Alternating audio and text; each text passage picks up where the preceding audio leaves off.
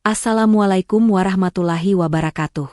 Tujuan dari cerita ini adalah untuk memberikan inspirasi dan wawasan, bukan untuk menyinggung, menilai, atau menyudutkan siapapun. Saya berharap kisah ini dapat diambil sebagai pelajaran bersama, tanpa mengurangi esensi dari kejadian yang sebenarnya. Sebelum video ini dilanjutkan, saya mohon keikhlasan teman-teman untuk subscribe dan like. Saya doakan Anda sehat selalu, panjang umur, dan dilancarkan rezekinya. Baiklah, kita mulai saja ceritanya. Malam itu, hujan turun deras membasahi hutan lebat yang terletak jauh dari peradaban manusia. Kilatan petir sesekali menerangi pepohonan tinggi yang daunnya rimbun, menciptakan bayangan menakutkan di tanah yang berlumpur. Di antara gemuruh hujan dan suara petir, terdengar raungan binatang-binatang malam yang bersembunyi dari badai. Angin kencang menerpa, menghempaskan dedaunan yang mengering, membuat hutan seolah-olah berbisik tentang rahasia yang sudah lama terkubur.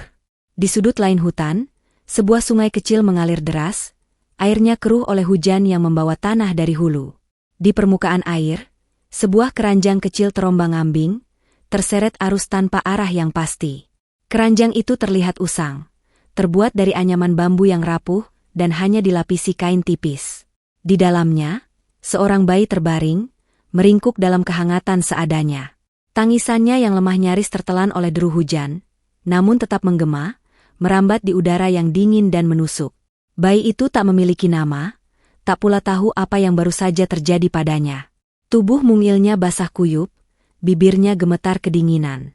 Keranjang itu sengaja diletakkan di sungai oleh seseorang yang ingin menghilangkan jejak keberadaan bayi tersebut. Siapapun yang meninggalkannya, pasti memiliki alasan yang kelam. Apakah itu rasa malu, ketakutan, atau keputusasaan, hanya mereka yang tahu. Seorang perempuan muda, ibu dari bayi itu, berdiri gemetar di pinggir sungai sebelum melepaskannya. Wajahnya terselubung tudung kain, matanya basah oleh air mata.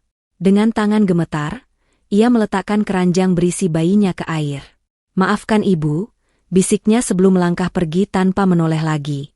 Hati perempuan itu hancur berkeping-keping, tetapi ia yakin tak ada pilihan lain. Di desanya, memiliki anak di luar nikah adalah dosa besar yang tak terampuni. Ia tahu, bayi itu tidak akan selamat jika tetap bersamanya. Dengan berat hati, ia berharap bahwa takdir akan membawa anaknya ke tangan yang lebih baik. Namun, siapa yang bisa memastikan nasib di tengah belantara yang penuh bahaya? Hutan itu bukan tempat ramah bagi manusia, apalagi bagi bayi tak berdaya. Di dalamnya, kawanan binatang buas berkeliaran bebas. Harimau, beruang, dan ular piton menjadi penguasa ekosistem ini, sementara burung elang sering terlihat berputar di langit, mengincar mangsa kecil di bawah.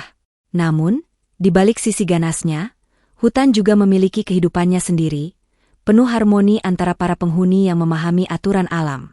Sungai yang membawa keranjang bayi itu, akhirnya melintasi wilayah kekuasaan kawanan harimau. Kawanan ini dipimpin oleh seekor harimau betina bernama Raja. Raja bukan sekadar pemimpin, ia adalah simbol kekuatan dan ketenangan di antara kaumnya. Tubuhnya besar dan berotot, dengan corak belang yang terlihat lebih tegas dibandingkan harimau lainnya. Ia dikenal bijaksana, namun tetap berwibawa dan tak segan melawan apapun yang mengancam kawasannya. Malam itu, Raja sedang berpatroli di sekitar wilayahnya.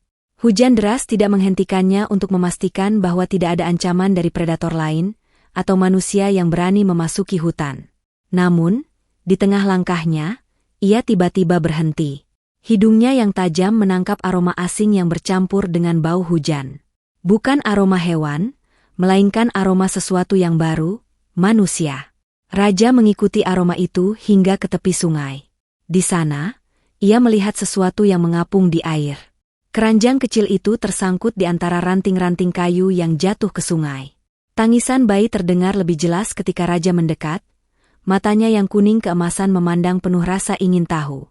Ia mendekat perlahan, mencium udara, memastikan bahwa keranjang itu tidak membawa bahaya. Ketika akhirnya Raja memutuskan untuk menarik keranjang itu ke darat dengan giginya, ia menemukan bayi yang menangis dan menggigil kedinginan. Naluri alaminya mengatakan bahwa ini adalah mangsa mudah. Bayi manusia tidak berdaya, lemah, dan kecil. Namun, ada sesuatu yang lain di dalam hati Raja. Sesuatu yang mencegahnya melakukan apa yang biasa dilakukan predator. Raja mendekatkan wajahnya ke bayi itu.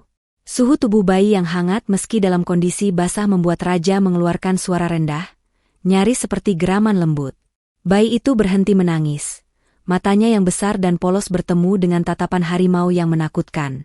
Di luar dugaan, bayi itu tersenyum, sebuah senyuman yang sederhana tetapi penuh makna. Dalam momen itu, Raja merasakan sesuatu yang aneh dalam dirinya. Ia tidak mengerti mengapa ia tidak bisa meninggalkan bayi ini begitu saja. Mungkin itu naluri keibuannya yang tersisa, sebuah naluri yang selalu ia gunakan untuk melindungi anak-anaknya sendiri. Raja membawa bayi itu dengan hati-hati menggunakan mulutnya. Ia kembali ke sarangnya, tempat kawanan harimau berkumpul. Sarang itu terletak di bawah tebing batu yang terlindungi dari hujan dan angin. Ketika Raja tiba, kawanan harimau lainnya, yang terdiri dari beberapa betina dan seekor jantan bernama Kala, segera menyadari kehadiran sesuatu yang tak biasa. "Raja, apa yang kau bawa?" tanya Kala, harimau jantan yang sering menjadi tangan kanan Raja dalam memimpin kawanan. Ia mencium aroma manusia dari kejauhan, dan hal itu membuat bulu di tengkuknya berdiri. "Itu manusia. Kenapa kau membawanya ke sini? Apa kau lupa bahwa mereka adalah ancaman bagi kita?" Raja menatap Kala dengan tenang, tetapi penuh kewibawaan. "Ini hanya bayi. Ia tak berdaya. Jika kita meninggalkannya, ia akan mati. Dan jika kita memeliharanya, kita akan mengundang bahaya ke kawanan kita," seru Kala, suaranya menggelegar. Manusia tidak pernah membawa keberuntungan. Namun, Raja tetap pada pendiriannya. Ia membaringkan bayi itu di sudut sarang yang hangat, melindunginya dengan tubuhnya yang besar. "Ia bukan ancaman. Setidaknya, bukan sekarang," katanya. "Aku akan memastikan keamanannya. Jika ada bahaya, aku yang akan menanggung risikonya." Kala mendengus, tetapi tidak berani membantah lebih jauh. Ia tahu, otoritas Raja tidak bisa diganggu-gugat. Meski demikian, hatinya tetap penuh kecurigaan. Ia yakin bahwa kehadiran bayi manusia ini hanya akan membawa bencana. Bayi itu, yang kemudian dinamai Dara oleh Raja, mulai menjadi bagian dari kehidupan kawanan harimau. Di hari-hari awal, Dara masih lemah dan rapuh, sehingga Raja menjaga bayi itu dengan penuh perhatian. Ia memastikan Dara tetap hangat dengan menjilat tubuhnya dan memeluknya di bawah tubuhnya yang besar. Raja bahkan berburu lebih sering untuk membawa makanan yang cukup, sementara beberapa betina lain membantu menjaga keamanan sarang. Namun, tidak semua anggota kawanan menerima Dara dengan tangan terbuka. Kala, harimau jantan yang ambisius dan keras kepala, terus menunjukkan ketidakpuasannya. "Kita bukan pengasuh manusia," katanya kepada Raja suatu malam. "Jika manusia lain menemukannya di sini, kita semua akan diburu hingga tak ada yang tersisa." Raja tetap tenang, meskipun ia tahu ada kebenaran dalam ucapan Kala. "Dara hanyalah seorang anak kecil," jawabnya. "Ia tidak bersalah atas apa yang dilakukan kaumnya. Selama ia di sini, ia adalah bagian dari keluarga kita." Ketegangan di antara Raja dan Kala mulai mempengaruhi kawanan. Beberapa harimau betina yang biasanya setia pada Raja mulai mempertanyakan keputusan pemimpinnya. Mereka takut akan bahaya yang mungkin datang jika manusia mengetahui keberadaan Dara. Di sisi lain, beberapa betina muda, yang terinspirasi oleh keberanian Raja, diam-diam mengagumi bagaimana pemimpin mereka menjaga bayi itu. Seiring waktu, Dara tumbuh semakin kuat. Ia mulai belajar berjalan di sekitar sarang, meskipun langkahnya goyah dan sering terjatuh. Para harimau mengamati dengan rasa penasaran saat Dara mencoba meniru gerakan mereka, seperti merangkak dengan tangan dan lutut. Dara juga mulai menunjukkan keberanian yang mengejutkan. Suatu hari, ia melihat seekor ular kecil merayap di dekat sarang. Meskipun ular itu tidak berbisa, Dara mencoba menangkapnya dengan tangan mungilnya. Ketika ia berhasil memegangnya, ia tertawa gembira, membuat Raja memperhatikannya dengan penuh kebanggaan. Namun, keberadaan Dara juga menimbulkan masalah baru. Tangisannya yang keras saat lapar atau takut seringkali menarik perhatian binatang lain, termasuk predator. Suatu malam, seekor serigala besar mencoba mendekati sarang saat Dara menangis. Raja, dengan kekuatan dan keganasannya, berhasil mengusir serigala itu, tetapi ia mulai sadar bahwa melindungi Dara tidaklah mudah. Kala semakin gelisah dengan keputusan Raja. Ia mulai berbicara secara rahasia dengan beberapa anggota kawanan, mencoba meyakinkan mereka bahwa keberadaan Dara adalah ancaman besar. Kita hidup di hutan ini dengan aturan yang jelas, katanya. Hanya yang kuat yang bertahan. Membawa bayi manusia adalah kelemahan yang akan menghancurkan kita semua. Beberapa harimau mulai mendukung pandangan Kala, meskipun mereka tidak berani menghadap raja secara langsung. Kala menyadari bahwa ia harus berhati-hati, karena meskipun banyak yang mendukungnya secara diam-diam, raja masih memiliki pengaruh besar sebagai pemimpin kawanan. Raja, meskipun terlihat tenang di luar, mulai merasakan tekanan. Ia tahu bahwa keputusan untuk menjaga Dara membuat kawanan terpecah. Namun, ia tetap teguh pada pendiriannya. Dara adalah bukti bahwa kita bisa lebih dari sekadar predator, katanya kepada dirinya sendiri. Konflik semakin memuncak ketika manusia mulai memasuki hutan. Para pemburu datang dengan senjata dan perangkap, mencari hewan buas untuk dijadikan trofi atau dijual. Mereka tidak tahu tentang keberadaan Dara, tetapi jejak mereka mendekati wilayah kawanan harimau. Raja mulai memperhatikan tanda-tanda kehadiran manusia, jejak kaki, bau asap, dan suara tembakan dari kejauhan. Ia tahu bahwa ini adalah ancaman besar, tidak hanya bagi Dara tetapi juga bagi seluruh kawanan. Kala melihat ini sebagai kesempatan untuk membuktikan bahwa raja telah membuat kesalahan. Lihat apa yang terjadi sekarang, katanya kepada anggota kawanan.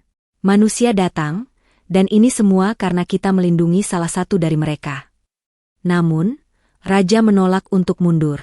Ia memimpin kawanan untuk memperketat pengawasan di sekitar sarang, memastikan Dara tetap aman. Kala, meskipun tidak setuju, terpaksa mengikuti perintah raja. Pada suatu malam yang gelap, Kala memutuskan untuk mengambil tindakan sendiri. Ia menyelinap ke sarang ketika raja sedang berburu.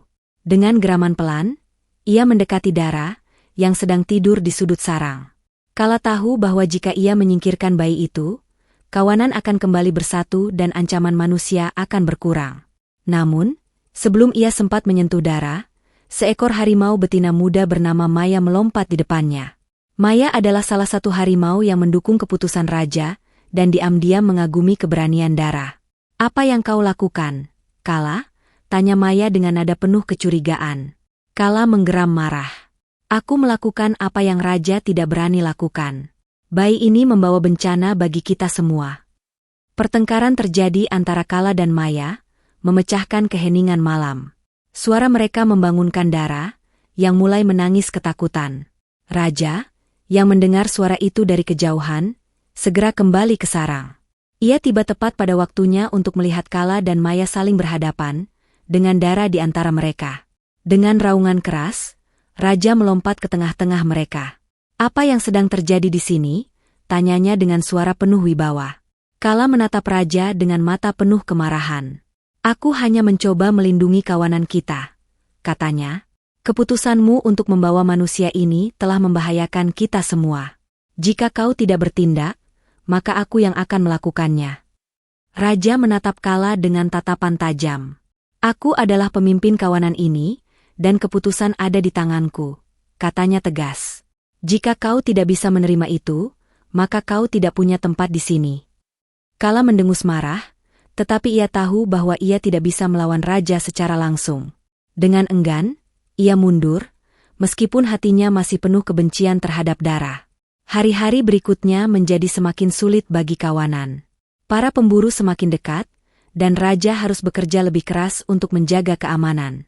Dara, meskipun sudah mulai belajar beradaptasi dengan kehidupan hutan, tetap menjadi tanggung jawab besar.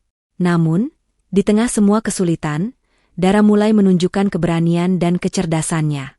Ia belajar mengenali suara-suara di hutan dan memberitahu raja jika ada bahaya yang mendekat. Raja mulai melihat bahwa Dara bukan hanya beban, tetapi juga memiliki potensi untuk menjadi bagian dari kawanan. Konflik di dalam kawanan masih ada, tetapi raja berhasil menjaga keseimbangan.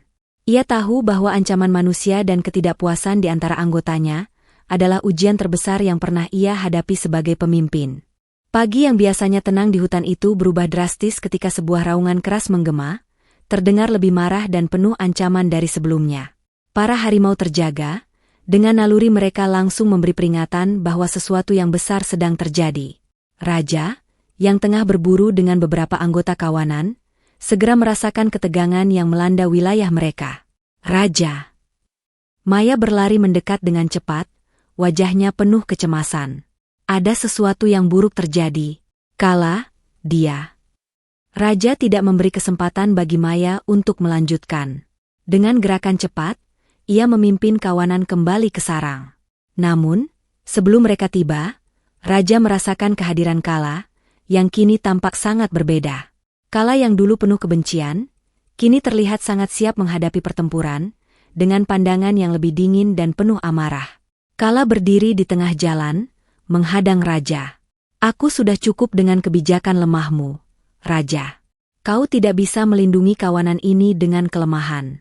Manusia itu harus pergi. Kala, kata Raja dengan suara tegas namun penuh rasa prihatin, kau telah memilih jalan yang salah. Aku tidak akan membiarkanmu mengancam Dara. Kala melangkah maju, matanya dipenuhi kebencian yang mendalam. Maka kau akan terpaksa melawan aku, Raja. Desisnya, suaranya menggema di seluruh hutan. Aku akan mengakhiri pengkhianatan ini. Kedua harimau jantan itu saling bertarung dengan kekuatan luar biasa. Cakaran mereka yang tajam mencabik-cabik tanah, dan suara raungan mereka mengguncang hutan. Setiap serangan Kala penuh kebencian, sementara Raja, meskipun sudah tua, masih mempertahankan kekuatannya. Kala menghindari serangan Raja dengan kecepatan yang luar biasa, tubuhnya bergerak lincah seperti bayangan. Kau semakin lemah, Raja. Kala tertawa dengan nada mengerikan. Tak ada yang bisa kau lakukan untuk mengubah nasibmu atau kawanan ini. Namun, Raja hanya menggeram, tubuhnya yang besar mengguncang tanah saat ia melompat dan menyarangkan cakar ke sisi Kala, menciptakan luka dalam.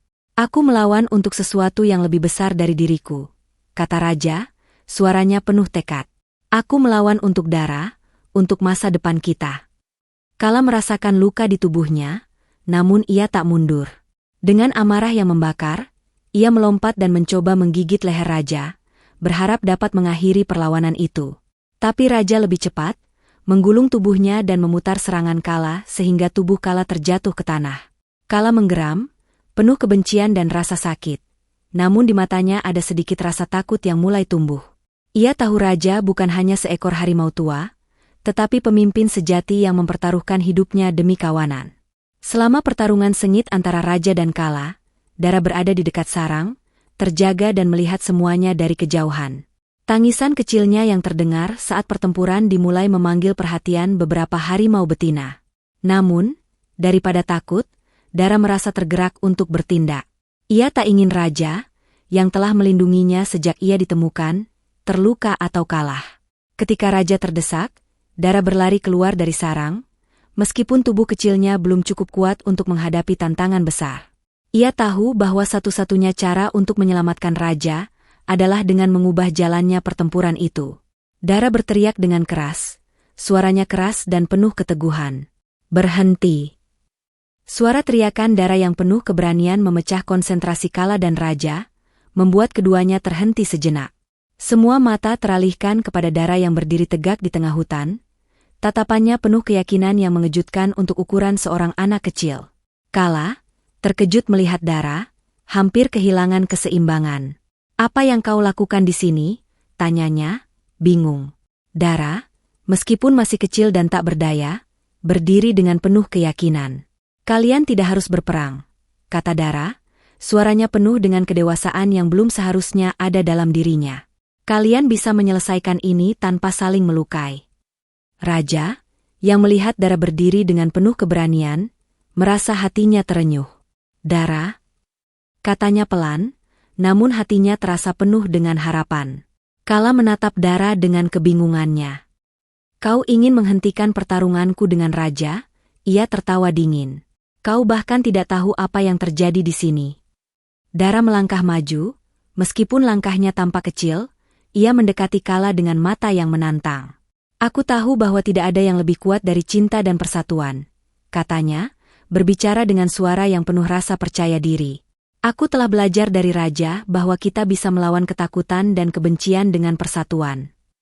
Maya, yang kini berdiri di samping Raja, mengangguk perlahan. Dara benar. Ini bukan tentang siapa yang lebih kuat, tetapi tentang siapa yang lebih bijak. Kala, yang tidak siap dengan reaksi ini, merasa kebingungannya semakin besar. Ia tidak tahu bagaimana harus menghadapi keberanian Dara, yang meskipun kecil, bisa menantangnya dengan cara yang tidak pernah ia pikirkan sebelumnya. Di tengah kekacauan ini, Raja akhirnya berdiri tegak dan menatap Kala. Kala, katanya dengan suara berat, ini bukan hanya tentang siapa yang menang atau kalah. Ini tentang apa yang kita wariskan kepada generasi berikutnya. Dara adalah bagian dari kita, dan kita semua harus menjaga keseimbangan hutan ini. Kala terdiam, melihat Raja dengan tatapan yang penuh amarah, tetapi juga ketakutan. Ia merasa terpojok, namun pada saat yang sama, ada perasaan baru yang mulai tumbuh di dalam dirinya, keraguan. Maya mendekati Kala dengan penuh ketenangan. Jika kau ingin menjadi pemimpin yang sejati, Kala, maka kau harus belajar untuk melindungi, bukan menghancurkan. Kala akhirnya menurunkan kepalanya, merasakan beban di pundaknya. Aku. Suaranya pelan, hampir seperti bisikan. Aku takut bahwa kita akan dihancurkan jika kita tidak bertindak. Raja mendekati Kala dan meletakkan cakarnya di pundaknya. Kami semua takut, Kala. Tetapi keberanian sejati bukan berarti tidak merasa takut. Itu berarti melawan ketakutan dengan cara yang benar. Kala terdiam lama, lalu akhirnya, dengan keengganan, ia menundukkan kepalanya. Aku mengerti. Dengan pertempuran yang kini berakhir, Raja memimpin kawanan kembali ke sarang. Hubungan antara anggota kawanan mulai membaik, dan Dara, meskipun masih muda, kini dianggap sebagai simbol harapan dan persatuan. Raja dan Kala berdiri berdampingan, dua harimau yang sebelumnya saling bertentangan, kini mulai belajar untuk bekerja bersama demi masa depan kawanan mereka. Dara, dengan keberaniannya, telah mengubah takdir kawanan harimau ini. Ia bukan hanya simbol perlindungan, tetapi juga simbol keberanian untuk menghadapi ketakutan terbesar mereka, termasuk ketakutan akan perubahan. Saat matahari terbenam, Raja memandang Dara dengan penuh kebanggaan. Kau telah mengajarkan kami lebih banyak daripada yang bisa kami ajarkan padamu, katanya dengan suara lembut. Kami tidak hanya melindungimu, Dara, kau juga telah melindungi kami.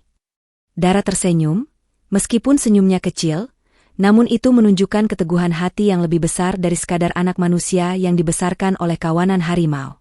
Setelah pertarungan besar, kawanan harimau kembali ke rutinitas mereka. Namun, suasana di antara mereka telah berubah. Kala, yang sebelumnya selalu menantang otoritas raja, mulai menunjukkan sikap yang lebih rendah hati. Meskipun awalnya canggung, ia mulai berinteraksi dengan Dara, mencoba memahami apa yang membuat manusia kecil ini begitu istimewa bagi raja dan kawanan.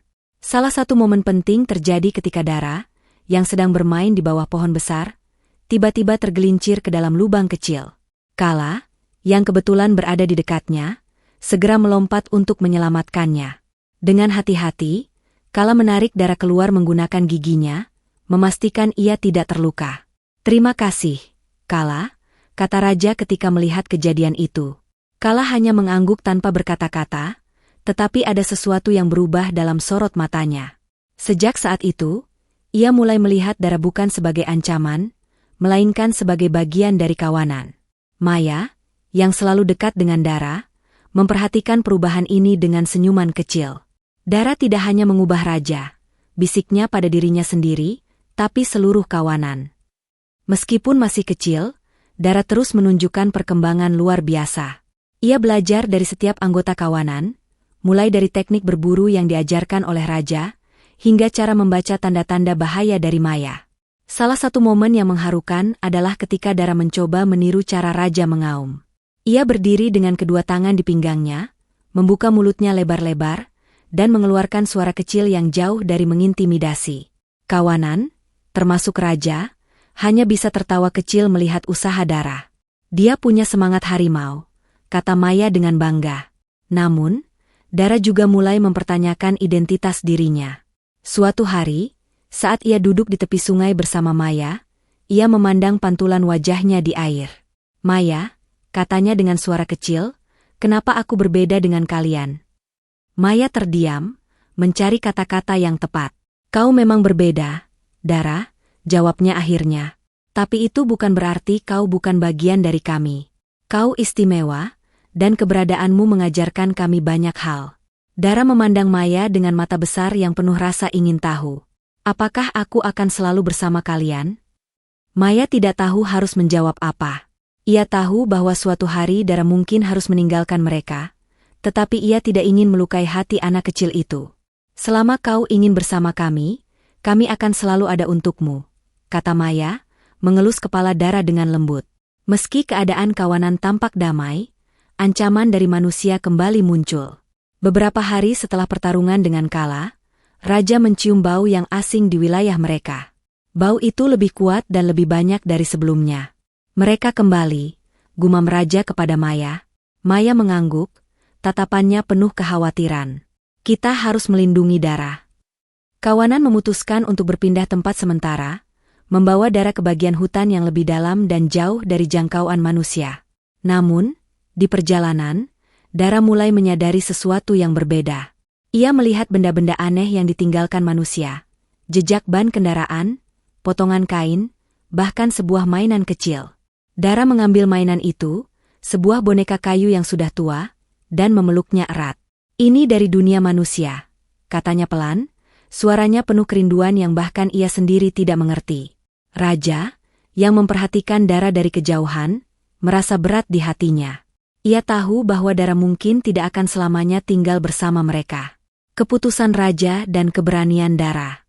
Suatu malam, Raja memutuskan untuk berbicara dengan Maya. Aku tidak bisa menyembunyikan kebenaran lebih lama, katanya. Dara harus tahu bahwa dia memiliki dunia lain di luar hutan ini. Maya mengangguk, meskipun hatinya terasa berat.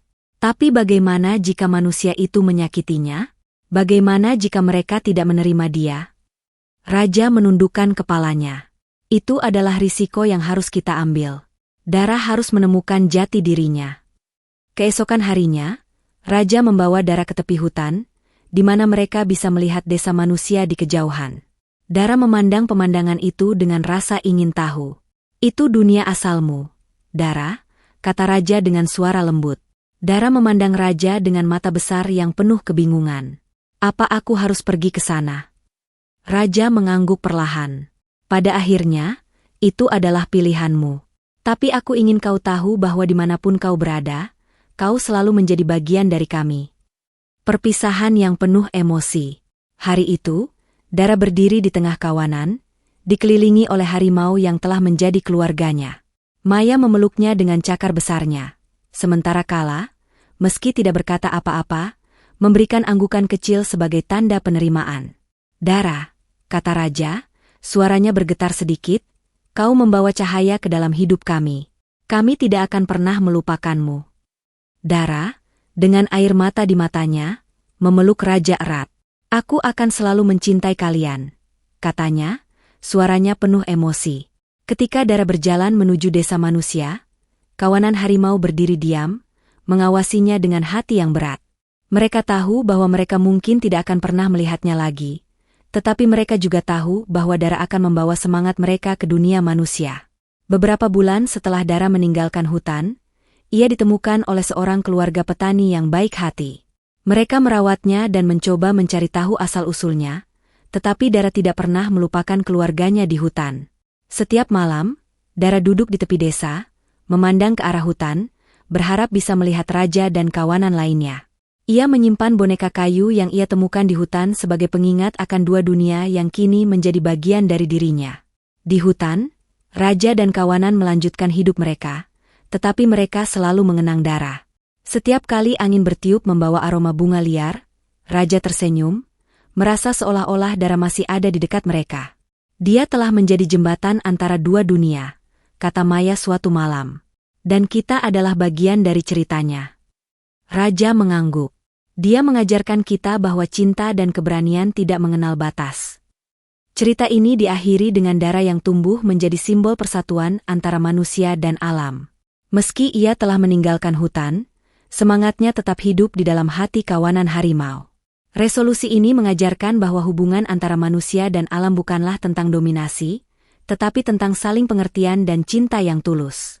Dengan begitu, Dara menjadi bukti bahwa keberanian dan cinta mampu mengatasi perbedaan, membawa harapan untuk dunia yang lebih harmonis. Terima kasih sudah mendengarkan cerita ini, semoga kita dapat mengambil pelajaran di dalamnya.